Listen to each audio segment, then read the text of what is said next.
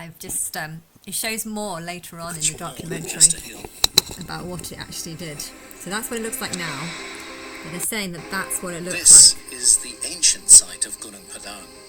That looks very impressive. The north side features a stairway, climbing more than 300 feet until it reaches the first of 5 terraces. See, the Bible says that it's not about works, but what the Bible also doesn't say is that the Bible is actually for the lower people, and it's a test basically. Everything in the Bible, or not everything, but a lot of things in the Bible are wrong and not the truth. Now, if you think that God does not judge people by their works, but rather by their belief system, well, there is truth to that. You know, I'm not saying that there isn't. I'm not saying that's a complete lie. You know, I judge people by their belief. If you are able to believe that I am Christ, then I will favor you for that belief, and therefore you can be saved through that belief only. But part of my beliefs is that the Bible is full of flaws and full of lies, and the part where it says that you're not judged by your works, you know, this is not the truth. You know, I would have, when I was choosing people to be born into wealthier families, I thought choosing souls to be reincarnated into wealthier families to give them a second chance of life so that they can, you know, evolve and make even greater strategies. I mean, this is very impressive. But technically, if you look what goes on in the Egyptian times, even more impressive. And if you look again what the Romans were doing, even more impressive. You know, if you realize that it was probably the same group of people doing these things, first of all, it would have started off with basic technology, and then it would have started off with those, you know, massive temples for the Egyptians, and the pyramids. Okay, the pyramids were a bit stupid because that was just mostly blocks. I think whoever did that was probably very, very stupid, because it would have taken a huge amount of effort to build the pyramids, and there doesn't seem to be much point because you can't even use it. But yeah, the pyramids are slightly different. But I feel like though the pyramids have lasted, they have stayed, they're still alive, and they can be seen today. So that was more the purpose of the buildings, of the pyramids. But yeah, Roman temples got better. Greek as well. There was a lot of good temples there passed on from the Romans, or worked together to build up different technologies, and then. Yeah, then the modern day ones. I saw that building that was incredibly thin, and I think that was a little bit foolish. But I don't know, because maybe it is safe. Some buildings seem so tall that it seems a bit dangerous for me. Yeah, that's just my opinion. But either way, the buildings have gotten more impressive. So you have been judged by your works. Now, if you're someone who doesn't believe this, the reason why the Bible says this is because there's a lot of people who would be living their first life, you know, 1,000 years ago, and if the Bible said, you know, you're not judged by your works but by your belief. If the Bible says that you're judged by your works, then there's a lot of people at the bottom who can't achieve anything. You know, if you're just cutting out the stones, then technically you're not actually achieving anything. You know, it's the builders who put the stones together that actually achieve things. And there's a lot of people that, you know, I went to the Birmingham Museum where they were talking about nail makers and saying that, you know, you can make 100 or 1,000 nails in a day and you'll get next to nothing. Basically, you'll only just be able to afford a meal and a bed for the night or something. Like, you could work all day and you'll only be able to afford stuff. So the reason why the Bible says that it's not about your works is because it gives hope to the poor, and part of giving the hope to the poor is because it's good to give hope to the poor. But yeah, part of the truth about it is not about your works, it's about your beliefs. It's about, are you able to believe me when the truth is given to you? If I tell you that actually you have been judged by your works, and you know, this might not look hugely impressive, but considering it was 5,000 years old, you know, it is very impressive. Over an area about 490 feet long by 130, and then could be even older. Saying that this one could So be... how old is it really? Who built it? And why? Who built it? The people who are probably building the best buildings today are probably still the people who are doing it. Dr. Hillman and his team turned to technology usually deployed in geological surveys to look for answers deep inside the structure. 20 to 30 meters deep. It's All 20. three located right along the central axis of the site. The pyramids seem to do that. I think that one probably would have, if they did build like caves underneath it, I think it was because in their past life, the people who built that, they would have been cave people. They would have been cavemen. So they've extended. So instead of just living in caves, they would have tried to create and form their own caves, because that would have been like the next stage. And plus, it would have been, I think, leopards and tigers and these things would have been, they would have been fearing these things. Hence, they would have had this need to want to hide from predators and stuff back then. But yeah, it's quite interesting. I think I have an idea. So first of all, in summer 2005, maybe it should just be the promotion of my basic beliefs to see who is able to believe. Give people the chance to believe. I mean, technically, if you come into me next week or something, maybe we could just expose people next summer and do the fake sacrifice straight away. But I don't know, if you're not planning on coming to me for another 6 months, which I feel is likely at this point, then I think that it should be handled in a different way, which is that I tell people my beliefs and give people a year to convert. I don't know if the Pope knows about me.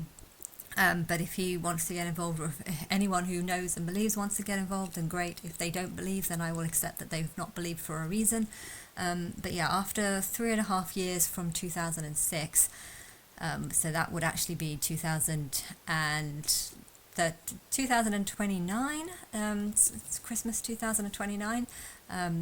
That would be just as 2030 come in.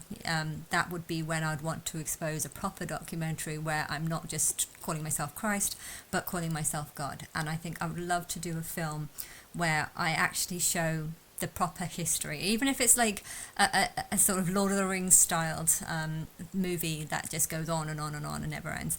I don't care. I think it's more important that I say the things that I need to say, which is how I would have made the timeline. I would love to do a film where I actually show how I would have made the timeline. So I would have, the me being born as I'd actually first do it from when I came down as the dinosaurs and find a comet and somehow manage to kill the dinosaurs, whilst knowing what's going to happen, e.g. knowing exactly which dinosaur, how many dinosaurs are going to survive, and then I'll be looking to see the rats that survive, and then trying to turn them into monkeys over a period of time, and then forming teaching the Neanderthals how to skin animals and how to create beds.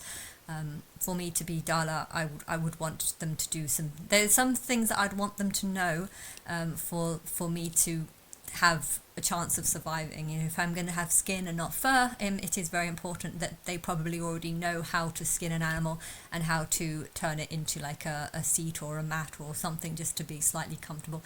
And of course, if I would have been born with skin and not fur, I would have then used those same furs as a way of keeping me warm. So I would have actually shown the process and actually shown me as being a ghost. And then I would show the timeline of maybe buildings like this being built and me actually observing as a ghost. I could dress up as a ghost, but dress up as in the similar clothes to what they were wearing, and kind of just look to see, who were the best at making the decisions, and then I'd try and make sure, technically it's not me that does the reincarnating, it's the computer, but I would be, I don't know if you can have in the film like a place where I actually go and make the timeline. I know there's a Christina Aguilera did a video where she's like in some sort of computer room looking like she's doing stuff and changing stuff. So I'd have some sort of magic castle in the sky where I can actually show the timeline and actually jump into it and try setting things up for the stations. A lot of people that believe in the one God and Moses, they would insult the Egyptians and their gods for having multiple gods. But I don't see it like that. I am the one who's inspired almost everything.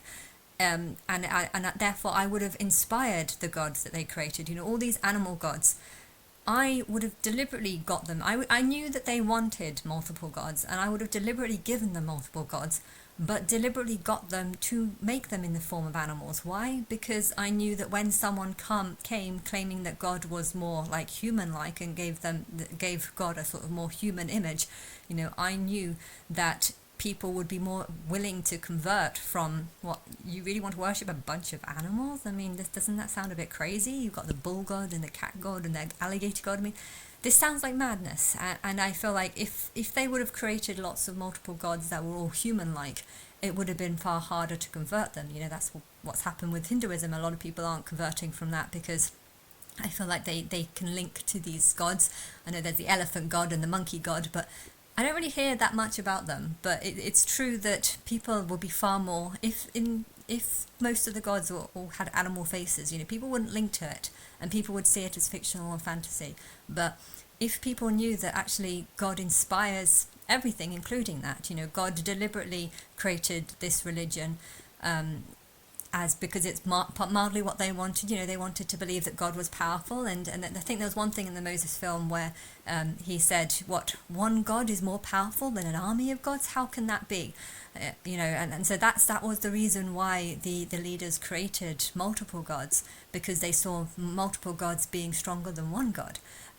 But I would have deliberately designed their gods to be kind of ridiculous and full of animal heads, because animals don't talk. Animals clearly are not the higher species, and I think when the one god came in, people would have seen it that way, and they would have been more likely to be converted. So, how Moses tells his story as, people that didn't have the Spirit of God created these false gods, but he created the right God. But the truth is, he was actually creating a false god, but God made all these other false gods, knowing that they would easily fall, because, who really wants a monkey god? I don't think many people would actually want to worship a monkey god, unless you yourself resemble or feel the monkey in you. I think a monkey god is more for an unevolved person. That's what I would guess. And an elephant god as well. Like, surely you would want to believe that God is more like you and not like an elephant. I suppose the good thing about having animals as gods is that you might have more respect for animals, hence you'd be less likely to treat them badly in case, the god of that species attacked you, so that there was good in it.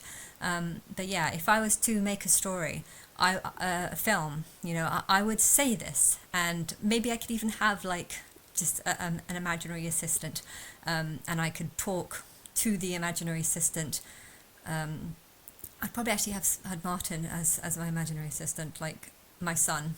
I had a son when I was Eve, and if I was to have some sort of partner, maybe I could show this sort of son as talking to, but I don't know, because I wouldn't want people to worship the sun. That's so. Or I could have a hamster. I could have a hamster that I just kind of talk to, and of course the hamster just kind of looks at me strangely. Yeah, I don't know. That might be a better idea. Have a hamster that I can talk to, where I can almost explain why I do things. Or I could go down there and talk to the people, even though they can't hear me. I need them to create multiple gods. Why? Because they would have more respect for all gods, and that's what they wanted. They couldn't decide which gods were the truth, so they had multiple gods, because that meant that, if one person believed in an elephant god, another person believed in an alligator god, okay, they're both real, let's not argue over this, they're both real, and, that might have actually been a way of resolving conflict. But yeah, it's not going to help me when I come down, because people might be like, well, you might be just, people can't see me as a god, hence the importance of one god is actually quite important. But yeah, just because people are worshipping one god, that doesn't mean that they're worshipping an accurate view of that one god. But yeah, after three and a half years of me exposing myself, I would, when the time comes that I promote myself as God, I would love to make a film where I actually go through all the different stages in life, go through the whole timeline, and kind of explain myself, and explain why bad people are put in higher places, and it's not because they're necessarily bad, but rather because they are just have been taught in wrong ways. That they didn't want to. Whoever built those houses, those buildings in 5000 BC, you didn't want to be alive in about 5000 BC because they had even less technologies. Basic cutting instruments. Metal might not even been. I don't know when metal was formed, but this was the Stone Age. No one would really want to be alive in the Stone Age, and you were constantly living in fear of other tribes that tried to kill you. And if you're brought up in a tribe, and another tribe comes into your tribe and destroys your parents, kills your family, but you're a survivor. It's a horrible thing to happen. But if you die and then find yourself becoming like the son of a leader in a high up in an Egyptian time, you might carry on some of these narcissistic traits because it's what you had in your past life, and it's a circle of abuse. The abused usually often can become the abuser, and even if you blanked out your memory, that doesn't change the kind of person that you are, but it's made you who you are. But it's unfortunate that you do probably end up abusing others, and these people also go on to, there was plenty of horrible people in the Roman times and in the Anglo-Saxon times, and now if you knew that all these people were just the slaves, all these bad rulers were the slaves of the Egyptians, and the rulers that made these slaves and forced these slaves were probably people forced to live in the Stone Age and had nothing, and therefore, you could be jealous of all the people that are born in this age because they're going to be born with so much, technology and camera. I went to boarding school and I would have loved to have just a portable TV. We had portable DVDs, I think, in my third year, which I got. I don't even know if I did. I think we only had CD players. Like, we didn't have MP3 or anything, and I feel kind of envious about all the things that children have in this age. But I didn't have any of that, and I feel like this can lead you with a slight disgruntlement. Even though their lives might be worse in some ways, that they're actually better in other ways because they have better technologies and they don't have to go through living without a bed. The beds in 2,000 years ago were horrible, but the beds 5,000 years ago were even worse. So I think people need to look at it from this perspective. And if I made a film where I actually go through the stages, and you can actually feel sympathy for the abuser because you would know that they were probably abused. The Homo sapiens killed the Neanderthals. Now, okay, they killed the Neanderthals through brutality, but that needed to happen because the Neanderthals weren't right. They were more savage, and the smarter ones had better blood, and that blood needed to take over. So they did God a favor, but technically they were all savages. So when you bring them back 5,000 years ago, say if the Neanderthals died 20,000 years ago, there wouldn't have been that many of them back then. But eventually, over the next 20,000 years, they would have all had a second life, and some of them would have gone on to build really good structures, and then you would have been like, right, okay, you did lots of problems and lots of terrible things, but you've also created something amazing, and now you're going to be rewarded with something even better, and it is all works-based.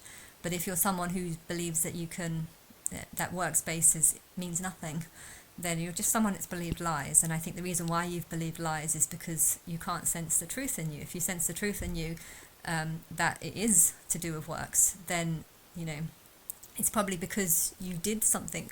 Maybe your subconscious self, your spirit knows that you did something hard that others couldn't do, and you got rewarded because of the works that you did. So you'd be more able to sense the truth because of things like that.